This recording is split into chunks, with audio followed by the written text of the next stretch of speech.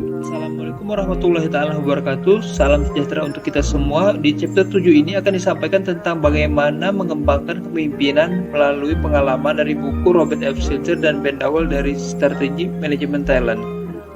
Untuk presentasi ini akan dimulai dari presentasi saya Muhammad Solahuddin, kemudian dilanjut dengan Syahrial Yusuf. Diskusi yang pertama itu mengenai tentang bagaimana pentingnya pengalaman. Yang kedua adalah membangun taksonomi manajemen bakat yang memanfaatkan pengalaman. Yang ketiga itu menanamkan pengalaman ke dalam sistem manajemen bakat. Dan yang keempat itu adalah masa depan untuk penelitian dan praktik. Sebelum memulai, kami rasa perlu untuk ada sebuah kerangka kerja atau taksonomi dalam organisasi yang mengidentifikasi pengalaman, kompetensi, hubungan, dan kemampuan belajar yang akan dibutuhkan orang saat mereka bergerak. Di sini, di buku ini di tabel 7.1 itu memberikan contoh taksonomi kepemimpinan yang dibangun di atas 4 dimensi.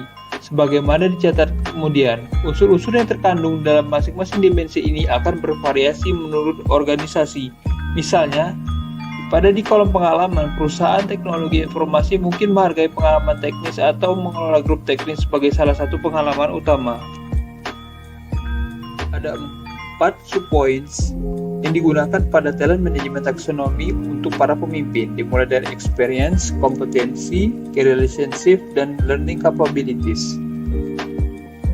Dimulai dari membangun sebuah bisnis, merencanakan sebuah bisnis, strategi thinking, bagaimana berpikir strategis, hubungan antara eksekutif dan customer, dan kemudian itu bagaimana membangun kapabilitas dalam belajar.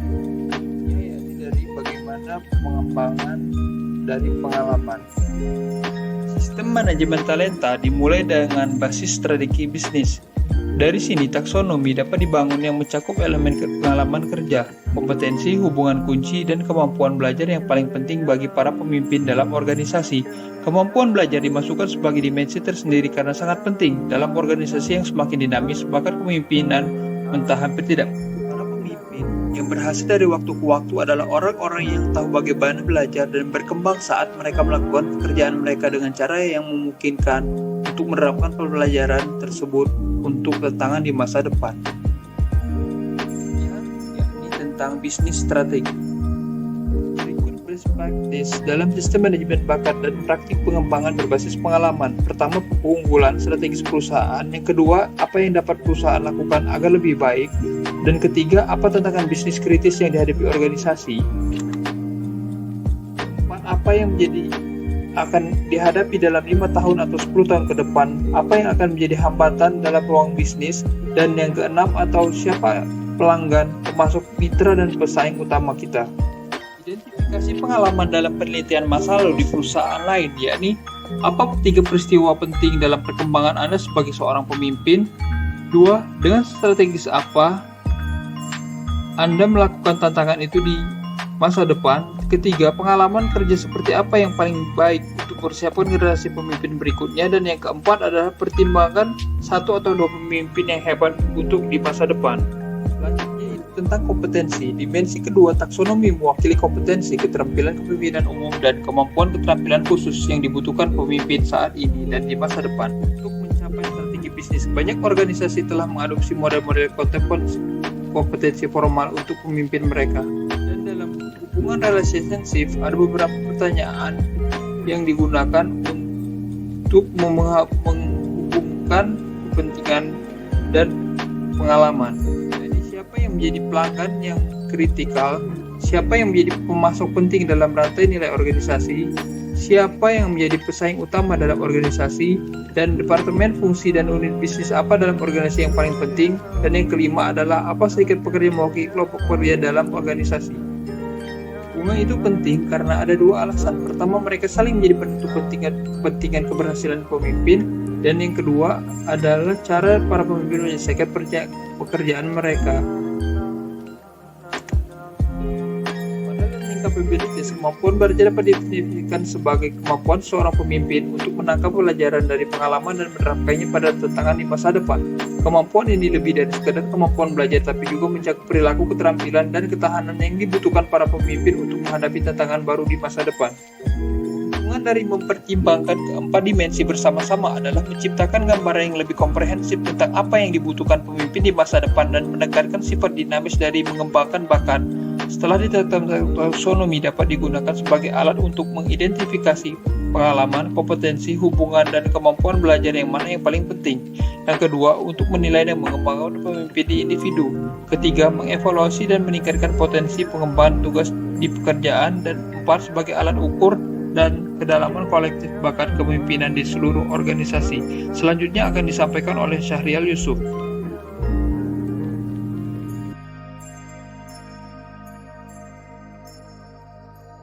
Assalamualaikum warahmatullahi wabarakatuh. Saya Syahrial Yusuf akan melanjutkan materi dari Mas Ola, yaitu Developing Leadership Talent Type Experience, How to Embed Experience in Talent Management System.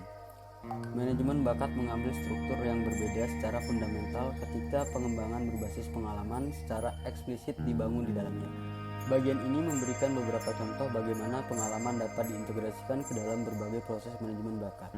Kesenjangan pengalaman menyoroti di mana pengembangan masa depan diperlukan dan pengembangan apa yang dibutuhkan. Kedua matriks sederhana dapat dibuat yang menghubungkan kompetensi kepemimpinan dengan masing-masing pengalaman. Matriks semacam itu dapat didasarkan pada keterkaitan yang ditemukan dalam penelitian. Succession planning membuat kecocokan antara kebutuhan bakat masa depan organisasi dan karir aspirasi individu merupakan salah satu indikator kunci dari sistem manajemen succession planning yang efektif. Indikator kunci lainnya adalah mengatasi kelemahan berdasar dari sebagian besar sistem manajemen succession planning bahwa organisasi menghabiskan sebagian besar waktu dan energi untuk mengidentifikasi kandidat. Kedua matriks sederhana dapat dilihat di tabel 7.2 yang menghubungkan kompetensi kepemimpinan dengan masing-masing pengalaman kunci.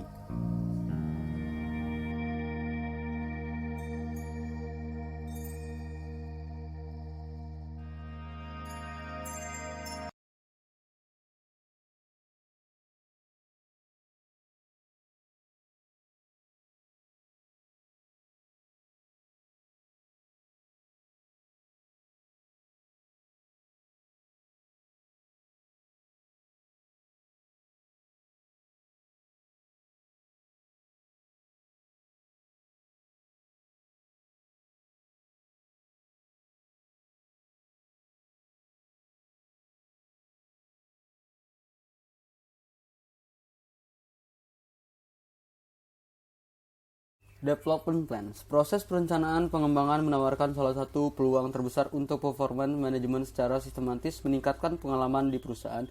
3 strategi yang relatif sederhana dapat digunakan untuk membangun pengalaman dalam rencana pembangunan. Pertama, di bagian langkah tindakan dari perencanaan pembangunan individu dapat dibina untuk menunjukkan apakah kegiatan tersebut paling baik dikategorikan sebagai pengembangan langsung 70%, orang lain 20%, atau pelatihan 10%. Persentase ini mengacu pada kesimpulan penelitian asli CCL tentang di mana perkembangan paling mungkin terjadi.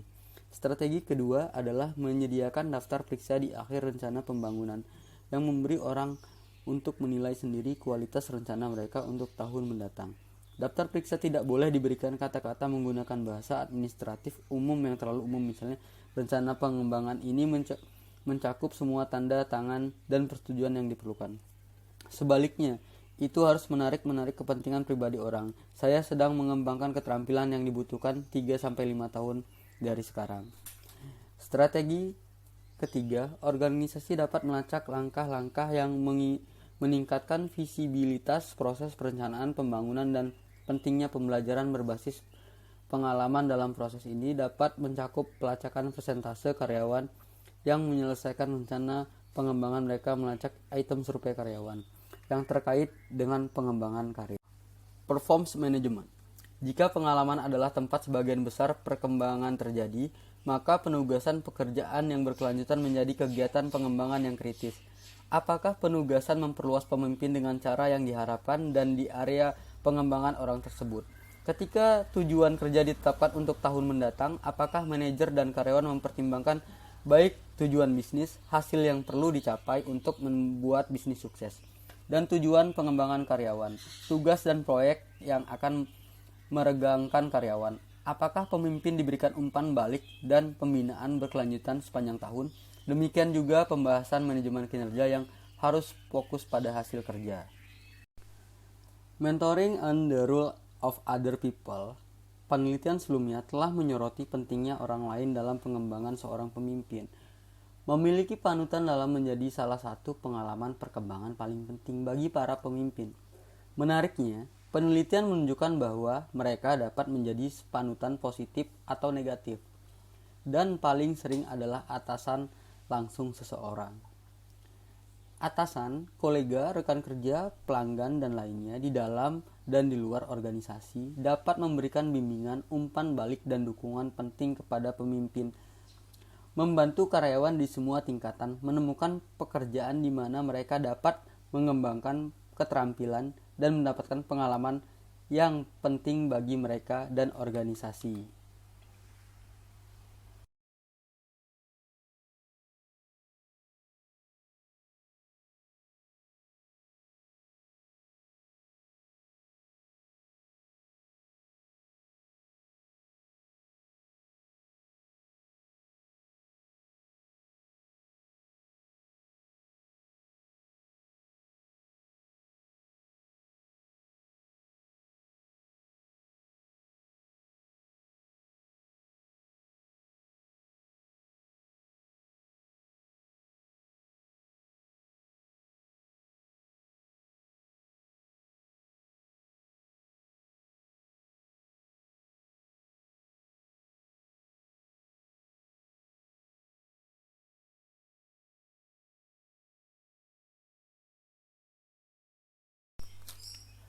Staffing and workforce planning. Ada peluang bagi pengalaman untuk memainkan peran yang jauh lebih besar dalam keputusan perencanaan staf dan tenaga kerja. Misalnya, pengalaman masa lalu adalah dasar untuk teknik wawancara berbasis perilaku yang dirancang untuk menilai luasnya pengetahuan, keterampilan, dan kemampuan kandidat. Beberapa perusahaan telah mengadopsi metodologi ini di tingkat kepemimpinan, tetapi penerapan konsep sekolah ini di seluruh perusahaan kepada semua karyawan belum dilakukan. Orang dapat membayangkan taksonomi yang serupa dengan dibahas sebelumnya, membantu karyawan di semua tingkatan menemukan pekerjaan di mana mereka dapat mengembangkan keterampilan dan memperoleh pengalaman yang penting bagi mereka dan bagi organisasi.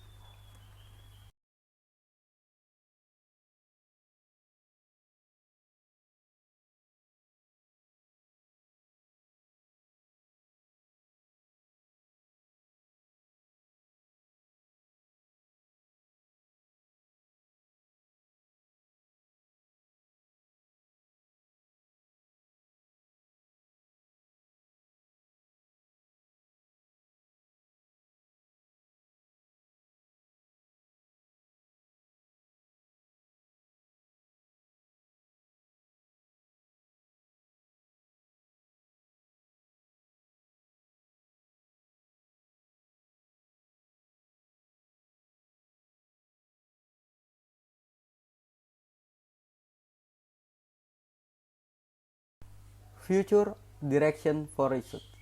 Satu langkah penting berikutnya adalah untuk industri.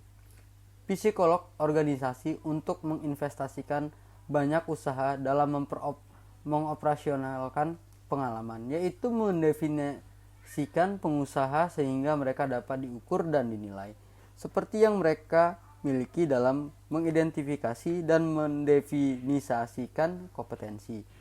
Penelitian menunjukkan bahwa beberapa pengalaman kunci lintas populasi kepemimpinan, misalnya memulai sesuatu, membalikkan bisnis yang gagal, sementara yang lain berada antara populasi kepemimpinan, termasuk pengalaman yang dibutuhkan untuk pemimpin global. Pada saat yang sama, faktor berbasis situasi seperti dukungan manajemen dan umpan balik, dan faktor berbasis orang seperti keterbukaan terhadap pengalaman, yaitu pembelajaran dan kenyamanan dengan ambiguitas, harus diidentifikasi yang meningkatkan atau menghambat perkembangan seseorang.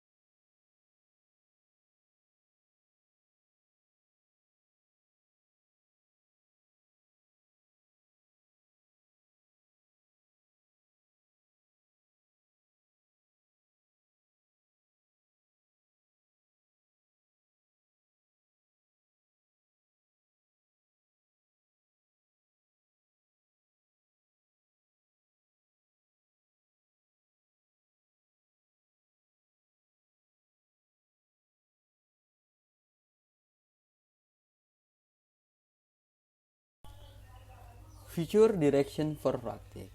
Ketika pengalaman didefinisikan dan diukur secara kuantitatif, sebuah organisasi dapat membandingkan kapabilitas berbasis pengalaman dari tenaga kerja saat ini dengan apa yang akan dibutuhkan di masa depan. Taksonomi, kompetensi, dan pengalaman akan memungkinkan organisasi untuk menangani masalah manajemen talenta yang lebih luas.